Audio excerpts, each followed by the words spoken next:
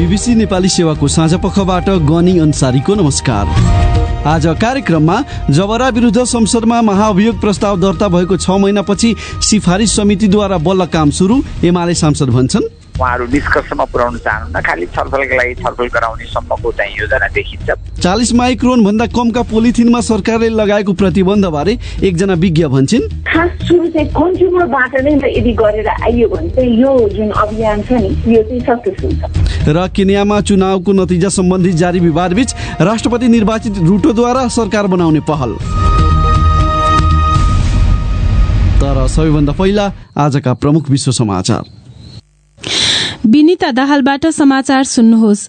केन्यामा चुनावको परिणामलाई लिएर विवाद जारी रहँदा राष्ट्रपति निर्वाचित विलियम रुटोले सरकार निर्माणको प्रयास आफूले थाल्ने बताएका छन्। राजनीतिक रूपमा जुन पार्टीमा आबद्धता भए पनि सबै केन्यालीहरूका लागि आफ्नो सरकारले काम गर्ने पनि उनले बताए।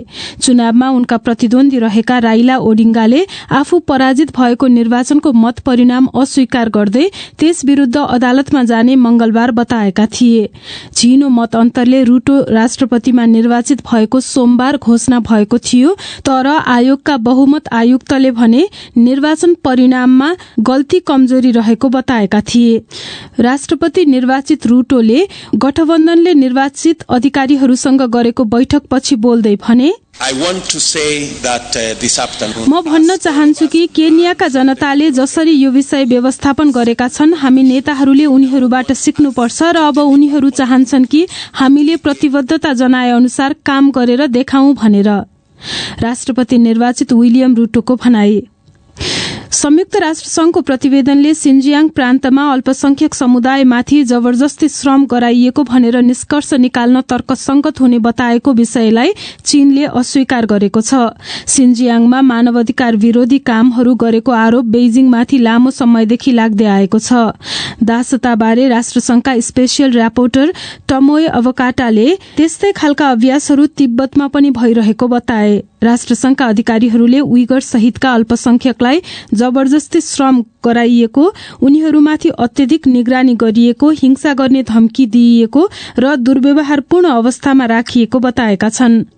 चीनिया सरकारका प्रवक्ताले भने चीन विरोधीहरूले बढ़ाई चढ़ाई गरेर भनेका झुटलाई राष्ट्रसंघका अधिकारीहरूले विश्वास गर्न चाहेको बताए। अफगानिस्तानमा तालिबान शासकहरूले जातीय विद्रोही समूह हजाराका कमाण्डर मौलवी महदी मुजाहिदलाई पश्चिमी हेरात प्रान्तमा मारेको बताएका छन्। छिमेकी इरान जाने प्रयास गर्दा ती कमाण्डरको ज्यान लिइएको तालिबानले जनाएको हो। सिया हजारा समुदायका मुजाहिद इस्लामवादी समूहका वरिष्ठ कमाण्डर हुन् र उत्तरमा पर्ने सरेपुल प्रान्तलाई गत वर्ष कब्जामा लिन उनको महत्वपूर्ण भूमिका रहेको थियो। तालिबानको केन्द्रीय नेतृत्वसँग केही महिना अघि सम्बन्ध तोडेका उनले बल्खाव क्षेत्रमा आफ्नो छुट्टै सशस्त्र समूह बनाएका थिए। अल्पसंख्यक हजाराहरूलाई पाखा लगाएको आरोप उनले तालिबान नेतृत्वलाई लगाउँदै आएका थिए। दक्षिण कोरियाका राष्ट्रपतिले पद सम्हालेको 100 दिन पुगेकै दिन उत्तर कोरियाले 2वटा क्रूज क्षेप्यास्त्र परीक्षण गरेको छ। 10 महिना यता उत्तर कोरियाले गरेको यो पहिलो परीक्षण हो। परीक्षणको घण्टौंपछि दक्षिण कोरियाली राष्ट्रपति युन सङ यालले यदि उत्तरले आफ्ना परमाणु कार्यक्रमहरू त्यागे आर्थिक सहायता गर्ने वाचा गरेका छन्, तर प्योङयाङले भने त्यसो गर्न अनिच्छा देखाउँदै आएको छ। र टोकियो ओलिम्पिक्सको आयोजक समितिका एक वरिष्ठ सदस्य पक्राउमा परेका छन्। अभियोजनकर्ताहरूले ती वरिष्ठ सदस्य हारुयुकी टाकाहासीको कम्पनीको खातामा प्रायोजकबाट $3 लाख भन्दा बढ़ी रकम गएको आरोप लगाएका हुन्। यो बीबीसी नेपाली सेवा हो।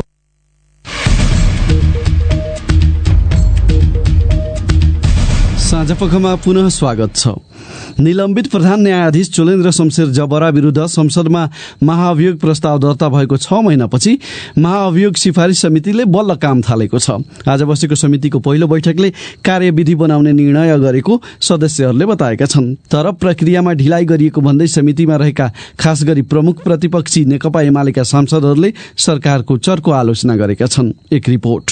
महाभियोग प्रस्ताव दर्ता भएको 22 दिनपछि मात्र प्रतिनिधि सभाले महाभियोग सिफारिस समिति गठन गरेको थियो। गठन गर्नै ढिलो गरिएको सिफारिस समितिको आगामी बैठकले बल्ल सभापति चयन गर्ने कार्यतालिका छ। ज्येष्ठ सदस्यको हैसियतमा बैठकको अध्यक्षता गरेका सांसद रामबहादुर विष्टले बीबीसीसँग भने, कार्यविधि बनाउने कुरामा आफ्नो दृष्टिकोण साथै राख्दै गर्दाखेरि त्यो बनाएर ल्याउने अनि त्यसमा छलफल गरेर निर्णय गर्ने भन्ने कुरा भयो। जिम्मा सचिवालयले दिने काम भयो। विष्टका अनुसार पहिलो बैठकको मितिले 3 महिनाभित्र समितिले आफ्नो प्रतिवेदन बुझाउनु पर्ने हुन्छ। तर सरकारले सुरुमै आवश्यक प्रक्रियाहरू थाल्न ढिलाइ गरेकोमा प्रतिपक्षी एमालेका सांसदहरूले असन्तुष्टि व्यक्त गर्दै आएका छन्। उनीहरूले महाभियोग प्रक्रियालाई टुङ्गोमा पुर्याउने सरकारको नियत नदेखिएको आरोप पनि लगाउने गरेका छन्।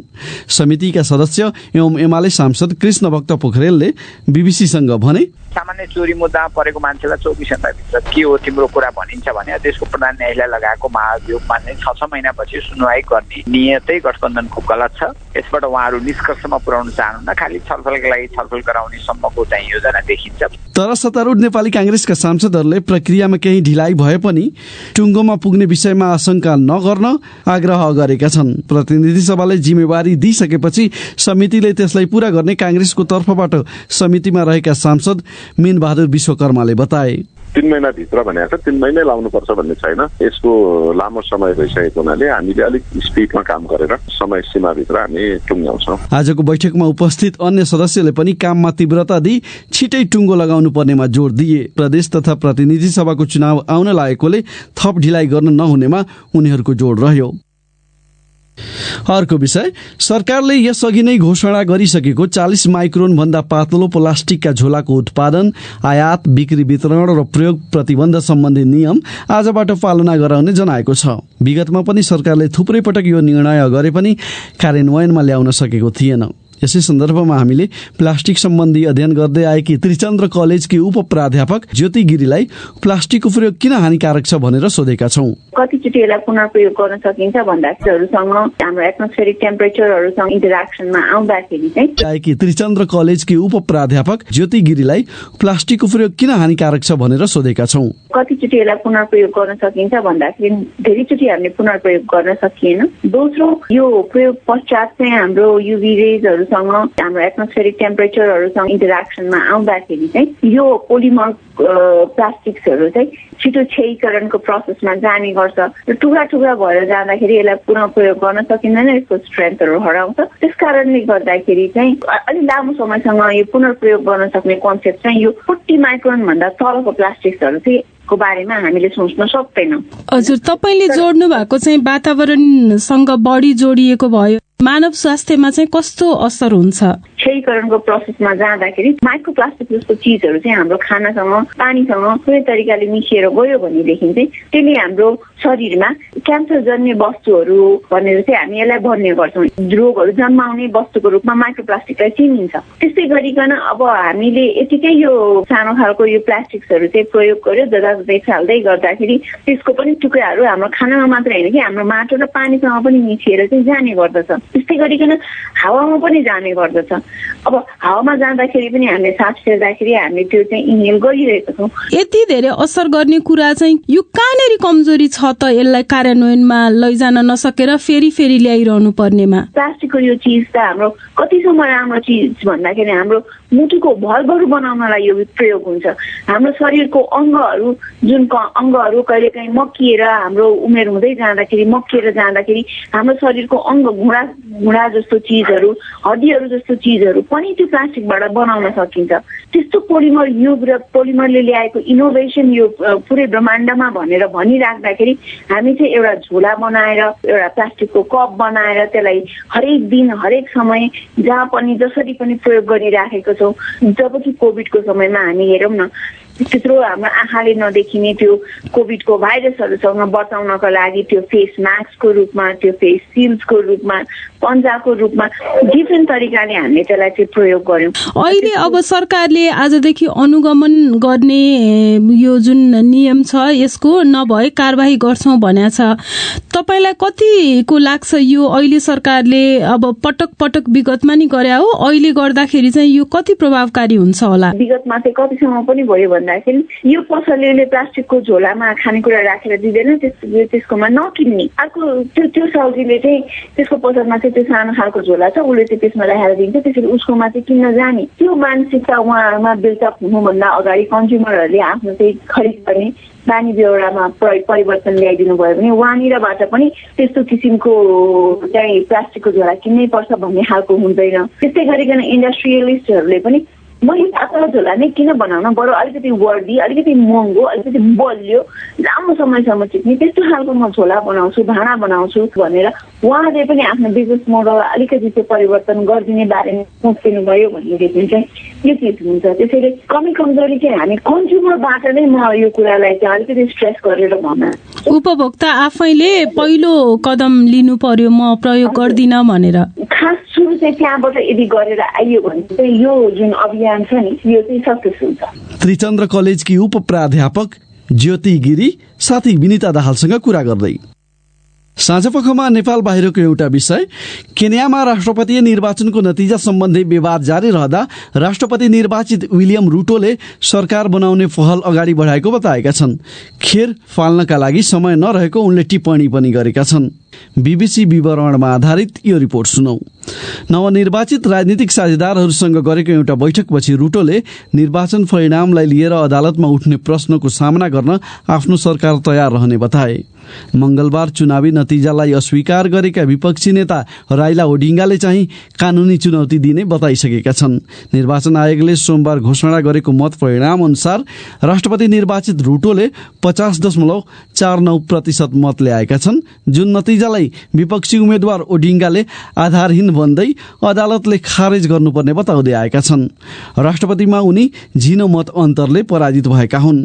सोमबार गरिएको निर्वाचन परिणाम घोषणाबाट आयोगका 4 जना आयुक्तले आफूहरूलाई टाढै राखेका थिए।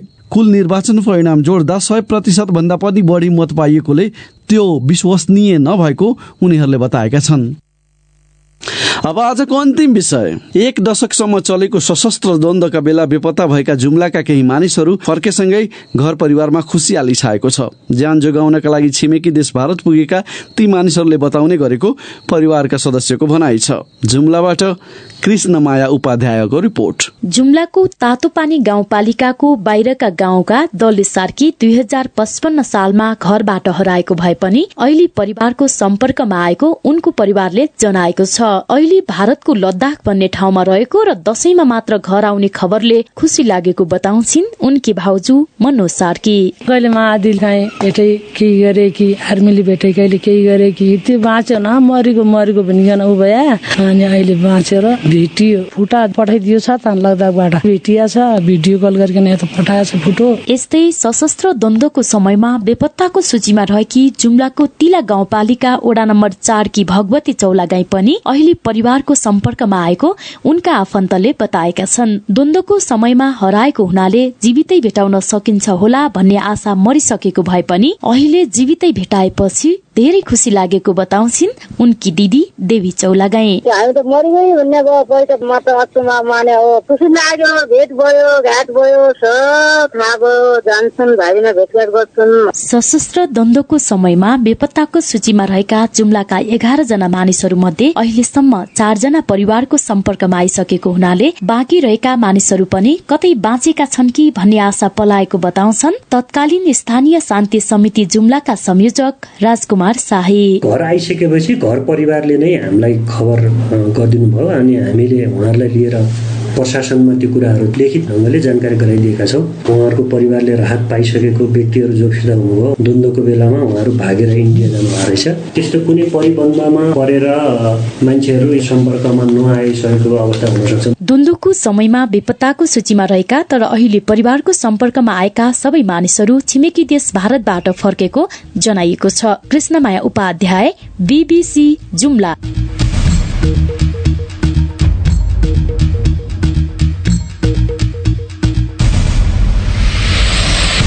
यसका साथै BBC नेपाली सेवाको साँझ पख यही सकिन्छ। भोलि बेलुकी 9:15 बजे हामी फेरि उपस्थित हुनेछौँ।